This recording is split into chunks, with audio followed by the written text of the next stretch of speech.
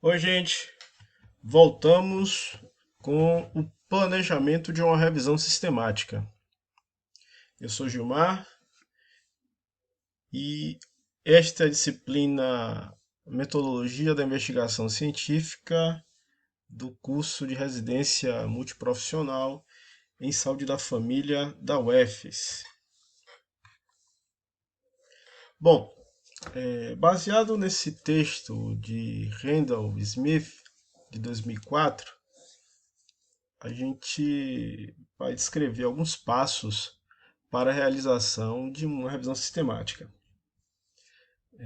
Não só, eu não me baseei apenas nesse trabalho do Randall Smith, eu termino misturando com alguns outros trabalhos que eu já coloquei lá na sua pasta do ambiente virtual de aprendizagem, com o objetivo da gente descrever de maneira mais satisfatória os itens necessários ao planejamento e realização de revisão sistemática. Pois bem, inicialmente, como em qualquer projeto de pesquisa, a gente precisa da definição de uma questão de investigação, que é o nosso problema ou o nosso objeto. Isso é muito importante porque a questão de investigação direciona todas as decisões e o percurso, né, a ser traçado aí, a ser percorrido nessa revisão sistemática. Segundo ponto é formar a equipe de revisores. Não dá para realizar uma revisão sistemática atendendo a todas as exigências, né, desse método de pesquisa sozinho. Principalmente se a intenção for submeter a revisão a um periódico para uma potencial publicação. Mais à frente vocês vão compreender por que não dá para fazer uma revisão sistemática publicável sozinho. Terceiro ponto é a definição dos critérios de elegibilidade e os métodos. Os critérios de elegibilidade são as condições que nós apontamos para a busca, seleção, principalmente, dos textos que serão tratados na nossa revisão sistemática. Notem que os critérios de elegibilidade eles têm uma íntima relação, uma relação visceral com a nossa questão de investigação, de tal modo que eles derivam, né, da nossa questão de investigação. Um outro ponto muito importante, principalmente para quem pretende publicar a revisão sistemática, é fazer o registro do protocolo da revisão. Existem sites, né, como o Prospero, em que a gente pode fazer o registro do protocolo de revisão e assim toda a comunidade científica da área pesquisada terá ciência de que existe uma revisão em curso sobre determinado tema. Fazer uma busca dos trabalhos de revisão ou dos protocolos de revisão sistemática que já estão cadastrados nessas plataformas é bem interessante para a gente evitar fazer uma revisão daquilo que já está sendo revisado ou chovendo molhado. E principalmente se o grupo de revisores que cadastrou a revisão sistemática já tiver avançado bastante nos trabalhos. O que significa dizer que eles vão conseguir submeter e publicar a revisão antes da sua, e quando você conseguir terminar de fazer, sem ter buscado essa estratégia de descobrir os protocolos registrados e até mesmo de registrar o seu próprio protocolo, o seu trabalho ele já está defasado. Quinto passo é a busca exaustiva do material a ser revisado. Uma vez definido o critério de elegibilidade, definido o protocolo da revisão e registrado o protocolo da revisão, a gente agora vai sair à busca dos textos para serem triados, e incluídos no trabalho para serem avaliados. Essa busca ela precisa ser realmente exaustiva. E quando eu falo exaustiva, é que ela deve abranger inclusive aquilo que se chama de literatura cinzenta.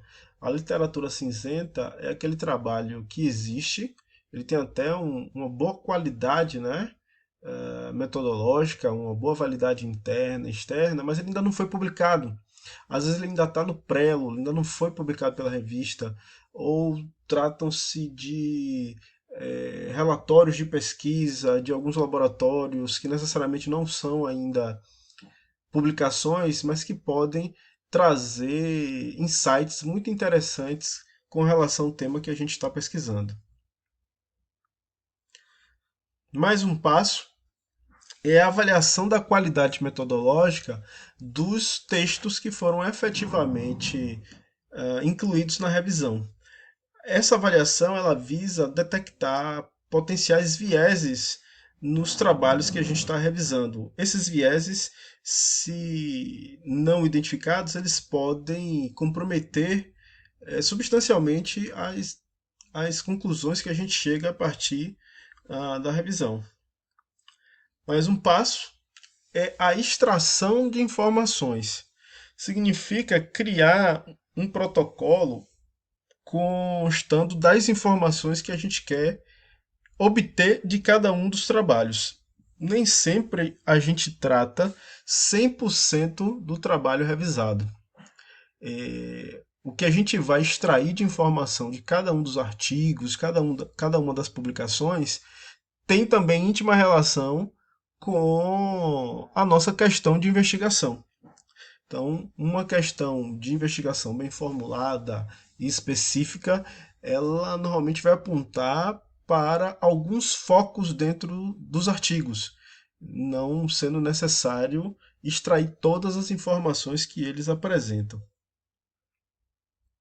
Mais um passo aqui é a síntese de evidências. Uma vez que a gente extraiu as informações, a gente compila essas informações, a gente encontra padrões, né, nessas informações que constam no nosso protocolo de extração, e a partir daí a gente começa a descrever as nossas sínteses, né?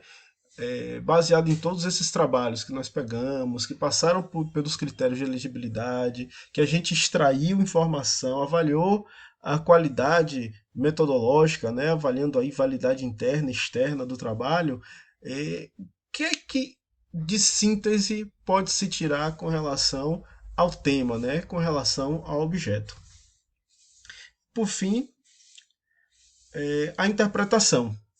O que significam, à luz da ciência, as sínteses a que a gente chegou a partir da compilação das informações de tantos artigos que foram revisados.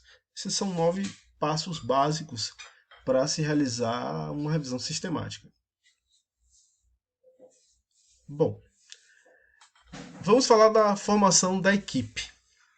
Então, a formação da equipe de revisores ela pode ser anterior à identificação de uma questão de investigação. Uma vez que você forma a equipe, por exemplo, os pesquisadores de determinado grupo de pesquisa ou grupos de pesquisas entre instituições que se unem em torno de uma questão de investigação que eles identificam, né, nas interseções entre as suas linhas de pesquisa. A partir daí, eles estabelecem o protocolo de revisão, que vai constar aí de todos esses itens, né? Critério de elegibilidade das bases de dados, onde eu vou buscar os artigos a serem revisados, identificação dos termos de busca, né? Para fazer a busca desses materiais nas bases de dados científicas, como a busca será realizada, que tipo de operador booleano será utilizado, como as sintaxes de busca nas bases de dados serão construídas. A técnica de avaliação da qualidade metodológica precisa ser definida também.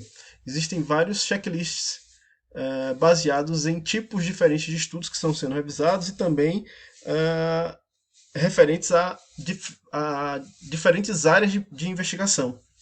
Então tem checklist para ensaio clínico randomizado, tem checklist para a revisão de estudos sobre atividade física, enfim, o checklist que vai ser utilizado depende também do tipo de estudo que está sendo realizado, ou melhor, depende da sua questão de investigação. Outro item é o roteiro de extração de informações, né, que a gente estabelece de maneira bastante criteriosa o que é que precisa ser extraído de cada publicação e como é que vai ser sintetizada a evidência de cada um desses trabalhos, que é o roteiro de síntese das evidências. Por que, que isso tudo é protocolar? É porque, uma vez formada a equipe, lembra que eu comentei que não dá para fazer revisão sistemática de maneira solitária, individual, é que a gente precisa fazer tanto busca, seleção, avaliação de qualidade metodológica, extração de evidências e síntese de evidência de maneira independente. Então, se nós somos dois revisores, a gente vai sentar e estabelecer todo o protocolo de revisão e depois a gente vai proceder a todo o processo da revisão, busca, seleção, triagem, extração de dados, síntese de evidências, avaliação de qualidade metodológica de maneira independente, de preferência sem conversar muito, para tentar garantir um certo nível de. Eu perdi até a palavra aqui agora, mas não é independência, mas sim é que a gente tem um mínimo de subjetividade ao realizar todos esses passos. Mas também a questão de investigação ela pode preceder a formação da equipe de revisores. Então, um pesquisador, alguns pesquisadores têm um insight a partir da sua experiência, né, da expertise na pesquisa em determinada área, ou de uma extensa leitura dos textos na literatura científica, e tem um estalo, né, e de uma questão de investigação inovadora, inédita e original. E a partir daí buscam-se os pares, formando a equipe de revisores, e depois disto segue-se a construção do protocolo de revisão com todos os itens que eu citei anteriormente. A gente também tem a possibilidade de, ao mesmo tempo que se forma a equipe de revisores, se encontra a questão de investigação e a partir daí se estabelece o protocolo de revisão. Bom, para definir a questão de investigação, existem algumas estratégias nesses endereços que eu coloquei para vocês, né? Que são locais que têm material específico sobre revisão sistemática.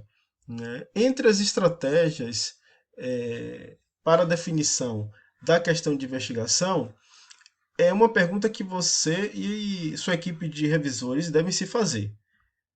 Existem revisões prévias sobre o tema? Por isso que é importante dar uma investigada naquelas plataformas de registro de revisões sistemáticas, para ver se já existe alguma revisão sobre aquilo que você quer fazer em curso.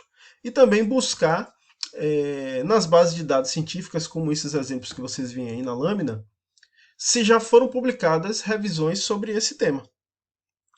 Se por acaso já houver alguma revisão publicada ou um protocolo registrado em curso, é bom fazer uma leitura crítica, né, uma análise crítica daquilo que já foi publicado, para tentar identificar lacunas nesse conhecimento científico. Caso não haja,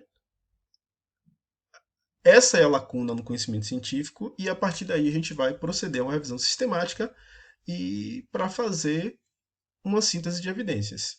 Ok?